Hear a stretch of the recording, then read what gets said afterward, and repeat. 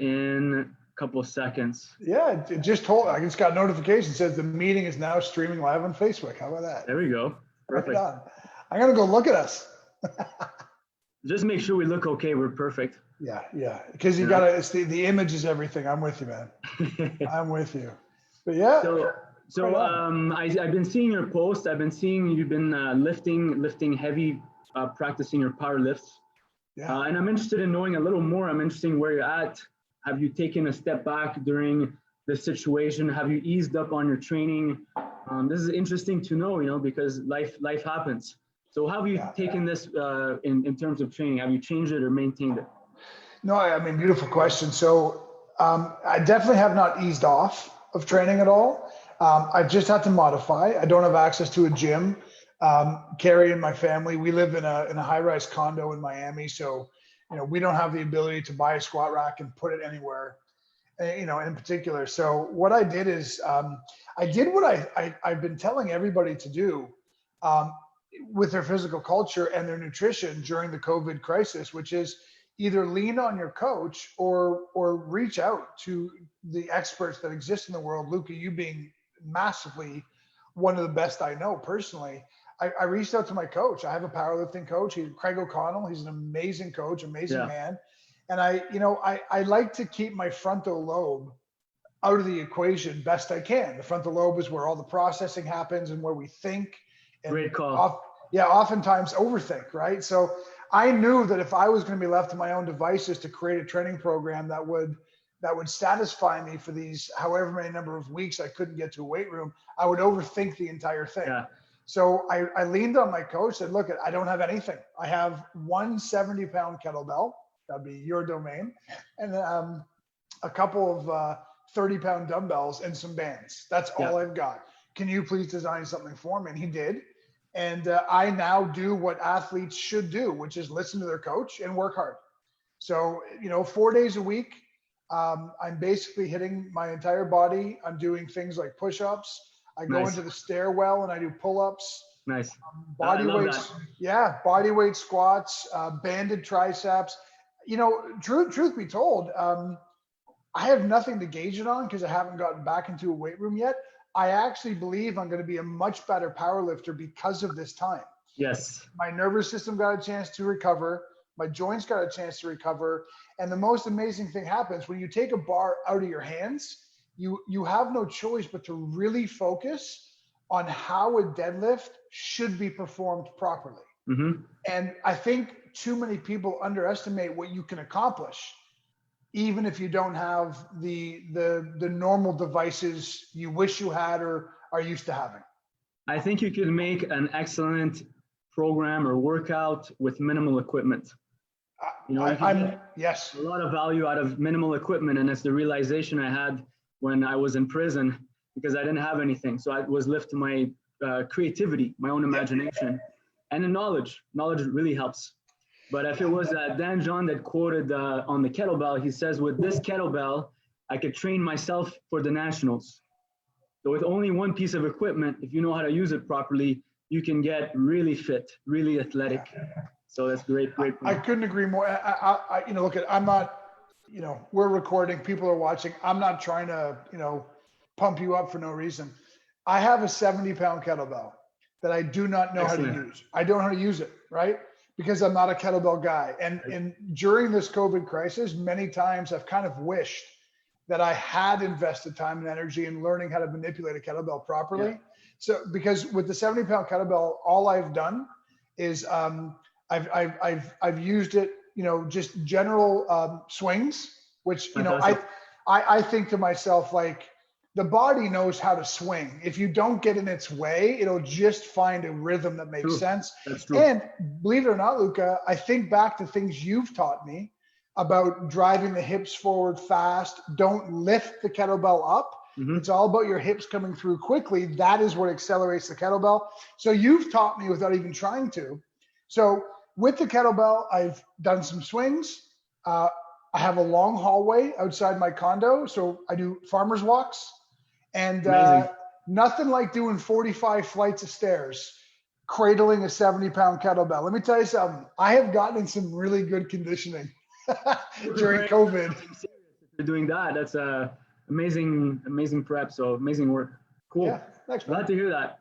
And you can do that stuff at home. This is what's so nice about it. You don't have to be confined to going to a gym or having a membership, right? You can do it anytime. So I always used to say this about big commercial gyms with all the bells and whistles. And like, this is just a mentality I've had in physical culture my entire life. Take as much of the extraneous equipment away from me that you want. I'll just get more inventive. Like, look, at the bottom line is, if you want to be fit, you'll always find a way to be fit. Mm-hmm. And if you don't want to be fit, and I'm not judging you, but if you don't want to be fit, you'll always find a reason to not be fit. That's true. So to me, I have a job. My job is to be the best powerlifter in the world, the best powerlifter I can be. And that journey can't stop because I don't have access to barbells. I think it's because you're passionate about it and you love it. And I think people have to find what they love. They have to find that thing that makes them want to do it. And it triggers some sort of fire or motivation in them. They just want to continue. Yeah. Because the big problem I see is people, maybe they don't like what they're doing or they don't have the right guidance.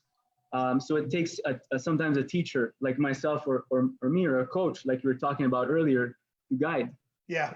You know, there's something I spent 2 decades in the fitness industry, and there's something I say now, even though I'm not in the fitness industry anymore, but I said it then.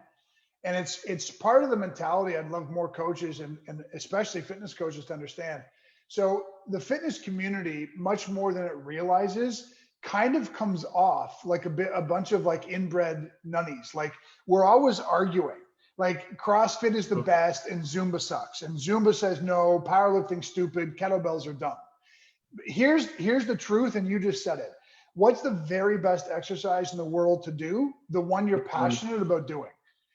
That's it. Because if I'm passionate, I'm going to keep going.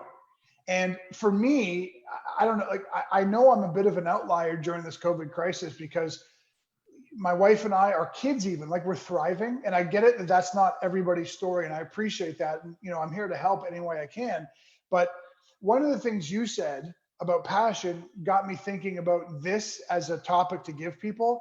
It's a complete mindset, right? Because Luca, you're spot on. Whatever you love to do is what you're going to do. So that's the first step, right? But then the second step is what we call the difference between outcome goals and process goals, okay? Yeah.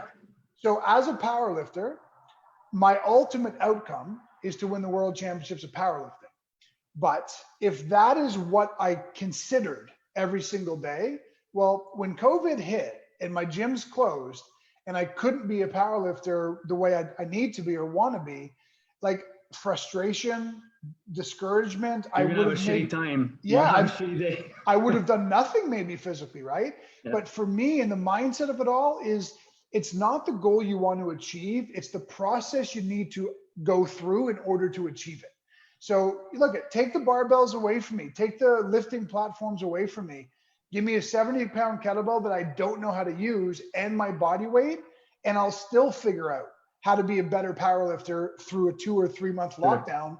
Because for me, it's about the process. The process today is for me to do 200 banded push-ups, 300 body weight squats, and 45 flights with a 70-pound kettlebell. That's the process today. The goal will come if I worry about getting today done. Day by day. Promise people see the goal, the oriented goal, as too big. Yes. And people give up. And I see it time and time again as they focus on that alone, and they don't take it as steps or benchmarks. That's it. You know, it's I heard it a million times. As you look at it as a mountain, like a Mount Everest, you gotta stop at base camp sometimes and rest, and look back and have time to reflect. Yeah. So it's good to have perspective too. You know, like yourself, you meditate, you think, and you look at what's going on around you. You look at your life. Sure. You know, it's really interesting you used Everest as an analogy there, because I want to explain why. Because I think you used it perfectly, especially in the whole concept of perspective. Okay. So this is what I know to be true about climbing Everest. Okay.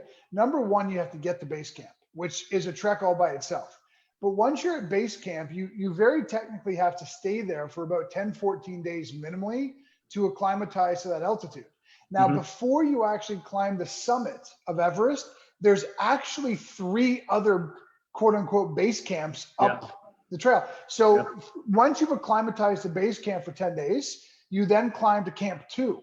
And you have to stay there for a couple of days. And eventually the whole way you climb Everest is you go base camp, camp 2, camp 3, camp 4, then back to base camp. Yeah, like and then you start again. And the whole reason is you have to acclimatize. You have to see the perspective of what the difference between base camp and camp 4 is. Then you start from the beginning and retrek the hike. So it's built in to accomplishing amazing things like climbing Everest. Perspective, steps, process. I think this is important to know and to take almost like as something that's absolute in a way, in terms like of a law that is natural, like the day and night cycle, or the natural cycle of life, like the seasons and everything that happens. And then we have ups and downs and good days and bad days. And it's how we look at it and overall, and we accept the fact that we'll have days like that. And if you accept it with joy, or with, it's like, oh, it's coming, it's okay, it's gonna happen. Yes. Like for me the other day, I did something stupid, I'll be honest. I tried to lift a very heavy weight that I couldn't manage. And it was too heavy. And I failed that I dropped it. But it was an experience, so I accept it and I kind of laugh at it because I'll probably never do that again. Yeah. And, I did it. I tried my best. And sometimes you try and you fail because you make mistakes. But I think making mistakes, sometimes it's part of it. And it's my process. I accept it as my own process. Yeah, that's brilliant. Even succeeding, because that's what I want, essentially. That's brilliant stuff. It's funny because you said before that you see it all the time. People have these massive high-end goals in mind that are maybe too big. And along the way, they get very daunted, and that's when they stop. Yeah. And what you just said speaks to that, but it also speaks like, I think to myself, if more people knew what I'm about to tell them, then I think the whole idea of goal actualization would become easier for people, because this is neuroscience. Like, this isn't my opinion. This is the way neuroscience works, right? Mm-hmm. We have to go through what's called 4 phases of learning. And it's not until we get to 4th phase that we actually accomplish what it is we set out 2 years ago to accomplish. And you said failure. The 2nd phase of learning, in order for us to get to the 3rd phase, there's one determinant. There's one determinant only. From going to go from phase 2 to phase 3, we have to fail. We have to fail at phase 2. Failure is part of the learning process. And if you hold it in that perspective, like you just explained you do, it changes. Mostly when people fail, they give up. They shit on themselves. They're like, oh, this is never going to work for me. And I'm like begging people to recognize that you have to fail. As a power lifter, if I don't want to fail, then I shouldn't even participate, because I'm going to miss more big lifts than I ever get. That's just the numerics of how powerlifting works. You're going to miss big deadlifts along the way to finally hitting the one you wanted. It's part of any goal. You have to fail. That's how we learn. We don't want to reinforce it as a bad habit, however, but you do want to. You want to make it. You want to make it part of it, and you want to make, I guess, your process the focus and the enjoyment of it. So. Fantastic. It's like the perspective you said. If you learn to create the perspective that failure is part of the process, but not part of what you want to repeat, then you're right in the sweet spot. Yeah. Sometimes for me, it takes several times before I learn my lesson. Same. And I keep repeating the same mistake. Yeah. And then, I finally learn and something clicks, or I got a hard head sometimes and it's just mistake. What's happening? I'm stuck in my own pattern. Yeah. I'm stuck in my own story, right? So sometimes it takes that realization to get out or to change. Yeah. The quantification of self-awareness is so critical. I mean, what you're doing is brilliantly explaining the way mindset works. For Carrie and I, we teach it in a 4-stage process: acceptance, awareness, accountability, and adaptation. So the first thing we have to understand is we have to accept that more than one perspective actually exists. Yes. Because most people live in a very myopic way of looking at things. Exactly. Their own story. They think they're failures. They're never going to succeed. we're not asking you to change that story. We're asking you to accept that a different perspective is possible. Yeah. And once you accept that, now you have to increase your self-awareness. Because like you said, people can stay stuck in their own stories and narratives for months upon months upon months without being more aware of when they're actually stuck. And then once you learn the self-awareness of when you're, sticking yourself, essentially, now you have to be accountable to it. It's not enough to be aware of it. You have to change the narrative. Now you have to proactively change it. And when you do those three things, adaptation happens all by itself. The brain rewires itself to the new narrative that you're giving it. Absolutely. And how does one stay accountable, would you say? Yeah, that's like $1 million question right there. So research tells me everything I need to know. The most important or easiest or critical part of being accountable is to have some kind of accountability partnership. Mm-hmm. So whether that's a coach you hire or a buddy you're going through a process with, and it's a lot of the reason why a lot of software and apps work this way. They send you notifications and reminders and did you accomplish this, or you haven't added how many steps you took today into would you like to do that now? Accountability usually is best served if it's coming from or with an external source. So my advice every time is to hire the right coach. Hire the right coach who will help you stay accountable every day. Absolutely. This is what we offer in our program at the Kettlebell Club. And since we closed, we had to go 100% online. And it's been a game changer.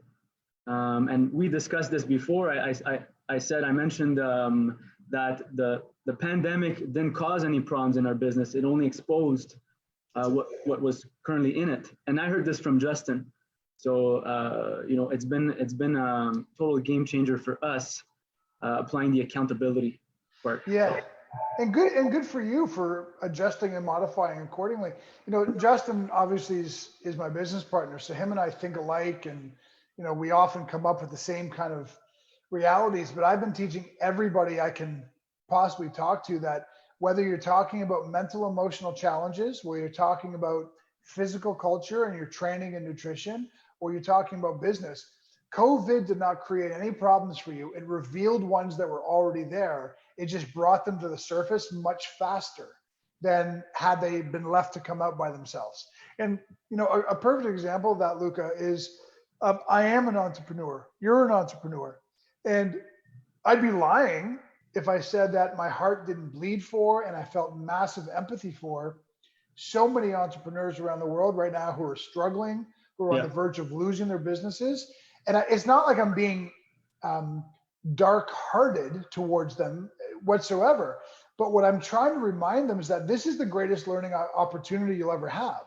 Mm-hmm. If you are running out of money operationally right now, what that tells me is that you didn't manage your finances very well leading up to this. So you can look at it as, oh my God, I'm losing my business, which of course is horrifying. Or you can look at it as one of the greatest learning opportunities you'll ever have that's taught you what the problem really was. So maybe look at that and address it moving forward as our restrictions start to lift. 100%. I think it's important, like you said, to have a coach. And for us, business-wise, anything in life, you need a coach. Yeah. So fantastic. Yep. Brian, I wanted to chat a little bit about your learnings of Tao Te Ching. Mm-hmm. What do you get the most out of currently? And because you've been doing a few lives about it and teaching to a whole bunch of people. Yeah. So you've been studying this for a while. I have, yeah. I've been studying the Tao since I was an early young teenager. It's not a religion. It's an Eastern philosophy. And the primary book in Taoism is the Tao Te Ching. It's a very interesting book. It's the second most sold book in human history, second only to the Holy Bible of Christian faith. And it's been translated into more languages than any other book in the entire world, second only to the Holy Bible of the Christian faith. So it's about 3,500 years old, the philosophy. The book was written by a man named Lao Tzu. And it's written in poetry. It's written in metaphor. So it's one of those things that you really have to want to sink your teeth into to try and understand and interpret properly, because it doesn't just come out and say, here, do this. It's offered in a very like allegorical way. Yeah. So I say all that to say I've been studying it for the better part of 30 years. And for the better part of 20 years, I've been teaching it. But the COVID crisis caused me to want to teach it to a larger, more mass audience of anybody who wanted to listen. I don't charge for it, I never will.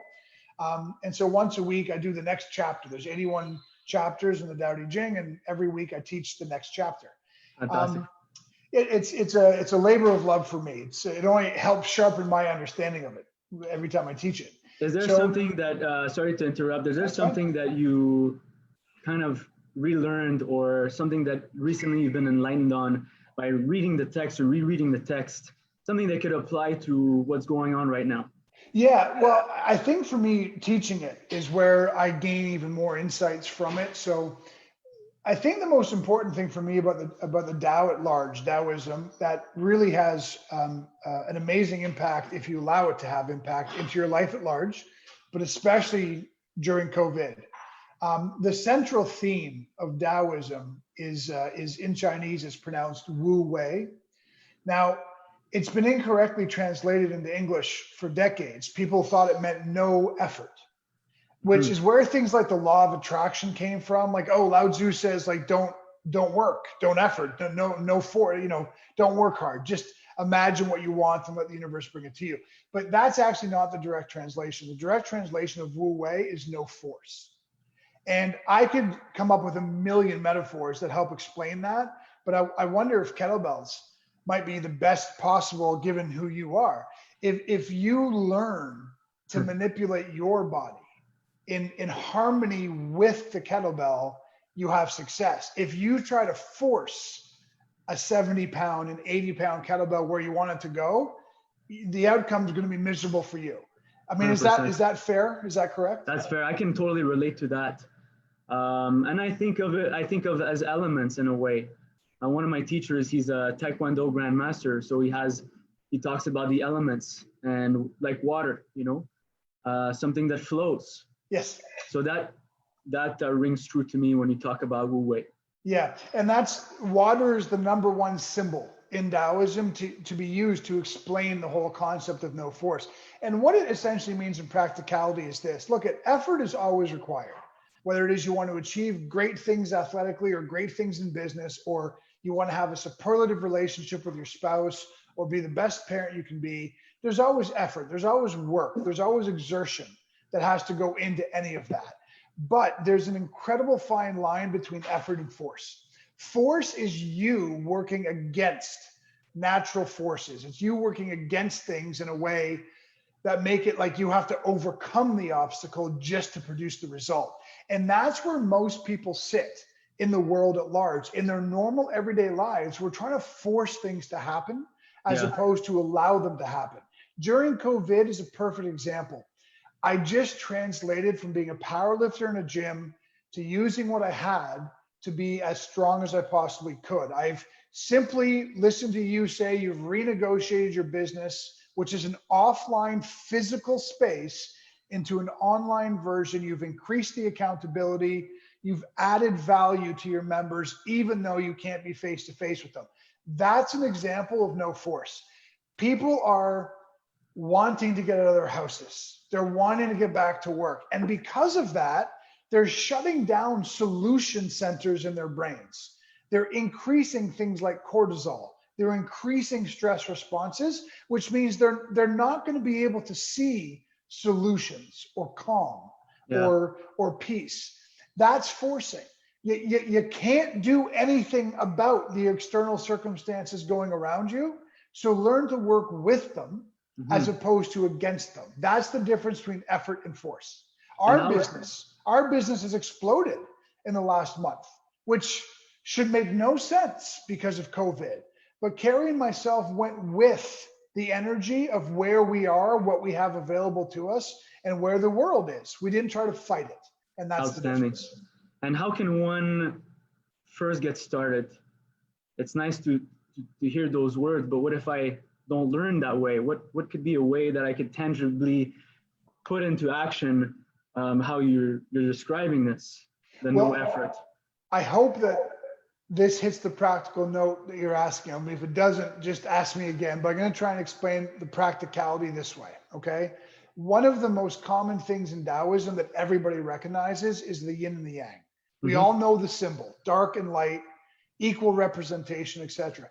But very few people understand the meaning behind yin and yang. It doesn't just mean equality or equal energies. There's a host of things that really go into that symbol. Right. One of them to understand is that yin energy is considered feminine and yang energy is considered masculine. Yin is the dark part of the yin yang symbol, and yang is the light part of the yin yang symbol. Yang energy is very dominant. It's very aggressive. It's very assertive. It's very movement oriented, and it tends to be very loud. Okay. There are times in our life that kind of energy is necessary.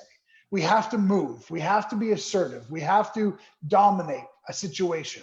It can be a very powerful part of what we need at certain parts of our lives. But it's one of those things that we want to turn on and turn off best we can, as opposed to live in that state. Yeah. And most people live in that state. The yin side is very different. The yin side is quiet. It's calm. It's still. It has compassion and patience and a lot of wisdom, right? I love that. So the practicality of how you turn the yin on and the yang down just a little bit is get still, get quiet. Maybe it's meditation. Maybe it's a morning walk. There's no way that I can tell you this is how you get still. But if we are still and calm and collected in our emotions, in our thoughts, and in our bodies, then we elevate yin naturally and we better balance the yin yang. When we are alarmed and heightened, and oh my God, what do we do during COVID? Freak out. We never solve the problem. But if we're quiet and still and calm, wisdom starts to perpetuate. We start to understand, oh, I can do this. I can do this. So my answer is increase your yin energy by being more still and more quiet. To balance. You have to balance. That's the key. I'm not telling you to be yin dominant, because that's a different problem of balance. The issue is most of our society is very yang dominant. Yes. In order for the yin yang, the energies to work for you as opposed to against you, it has to be balanced energy. So if we were simply still and quiet at least once a day, we would begin to reharmonize the balance. So true. I love that. And I was thinking about this morning, to be more in the moment. When I was in prison, I kind of discovered this. I was sitting on the top bunk and I was looking over the entire dormitory, and I was reading Buddhism books and learning how to meditate. And it dawned on me, just to be present in the moment in the room when everyone else was asleep was a bit of a blessing.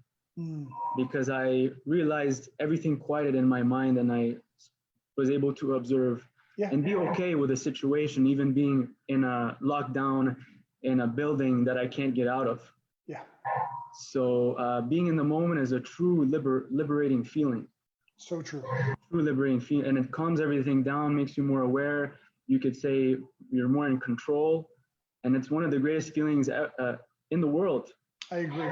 I agree completely. If we can learn more how to harness that moment by moment feeling, everything is going to be okay. Yep. That's it. 100% accurate. I could not agree more with everything you just said. That's the thing, is that as a society, we tend to react circumstantially.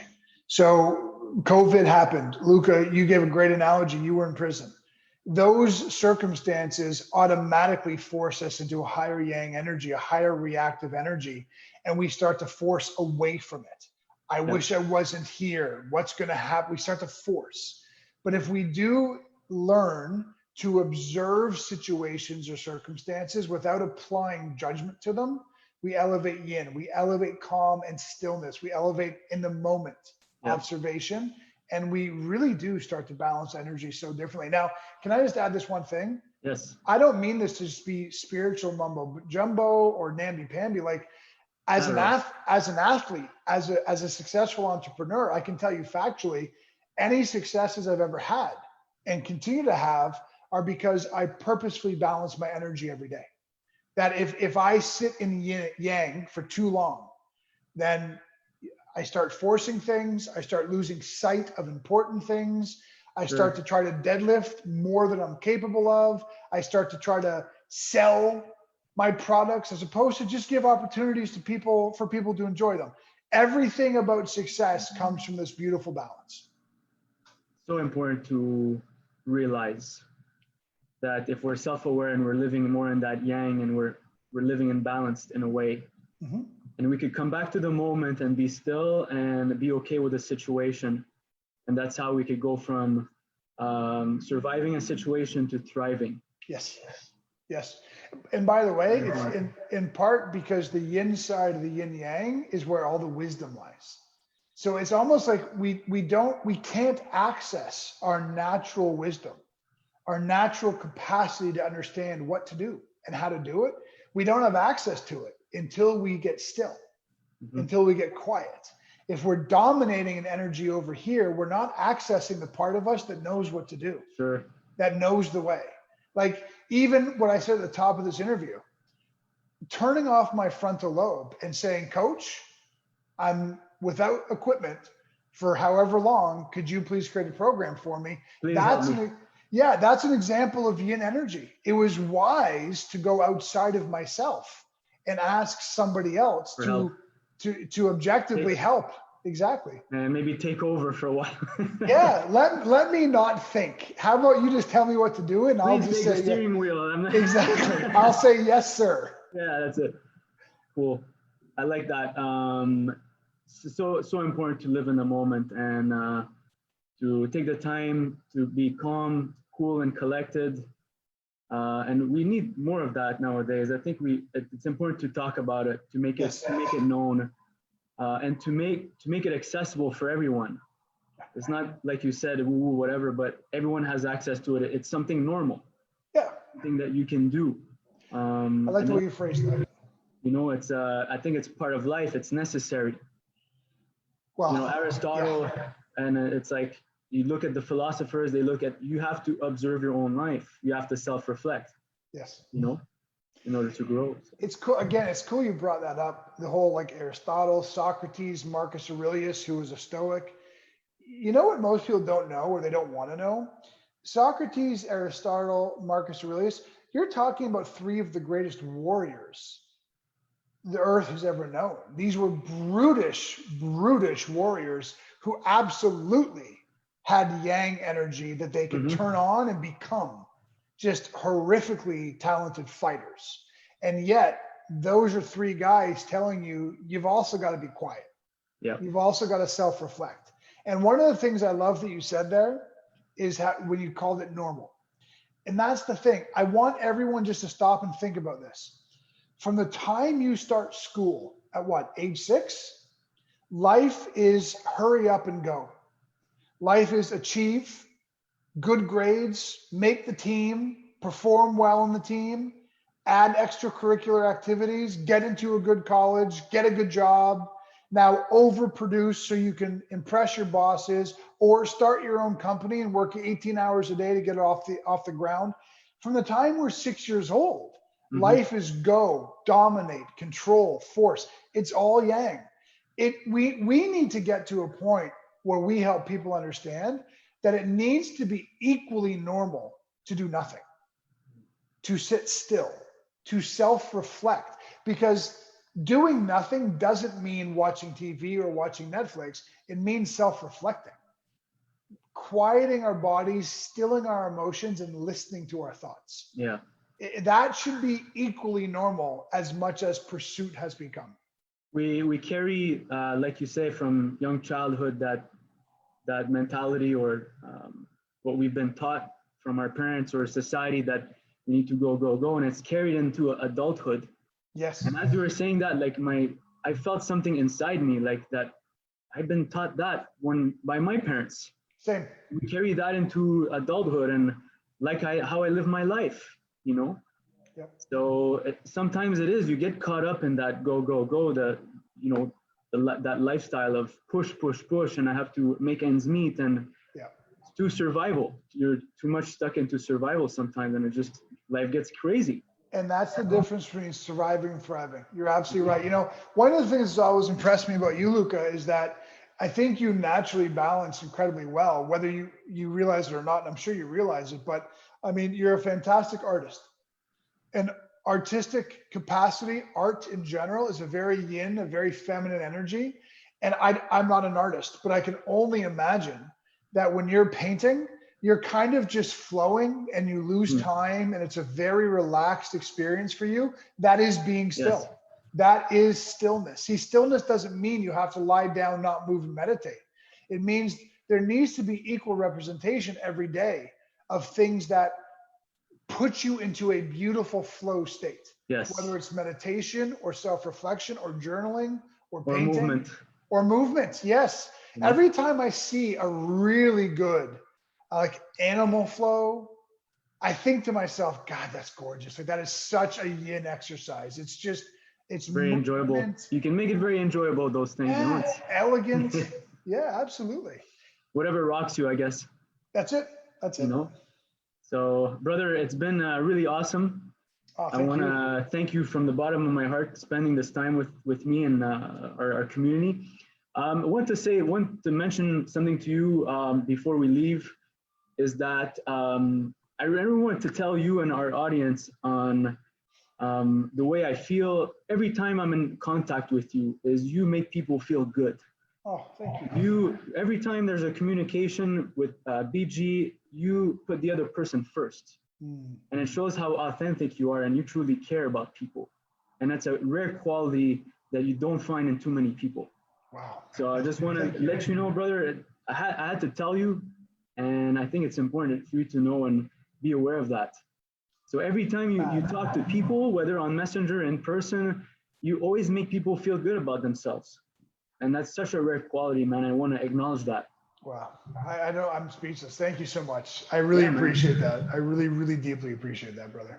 Yeah, it's a great pleasure and an honor. And brother, I want to wish you have a great day. I don't know about the weather in Miami. Weather outside in Montreal is almost 20 degrees, probably the best day of the year. Nice. And, I wish you an amazing day, and I thank you from the bottom of my heart. Thank you. Can I just say one last thing really fast? Of course. And I need everyone who's listening to really understand something. I've known Luca for a long time. And I'm not saying this because he said that. This is something I always tell people. If you're uncertain about bringing a coach into your world, please reach out to Luca. There are probably 5, maybe 6 coaches on the planet that I would endorse, put my name behind, and say, really, no matter what it is you want to deal with, I think Luca's your guy. And Luca is that That's guy. Amazing. So if you're watching this, and please know, I'm not reciprocating, nor do I get a percent of anything. Like, just like reach out to this guy because he really has an amazing capacity, an array of skills. And I really kindly appreciate that. And Brian's doing some amazing work. He's on Facebook all the time. You guys could find him. Him and his wife, wonderful, Carrie Campbell. She's an amazing person. Is his partner, and they do a ton of work every day on mindset. You guys could find them on his Facebook page, Brian and Carrie Live, and the link is in the post. So you guys check him out. Check out Brian all the time. Reach out to me also, man. It was awesome. Thank you very much. Appreciate you, brother. Cheers. All right, we're off.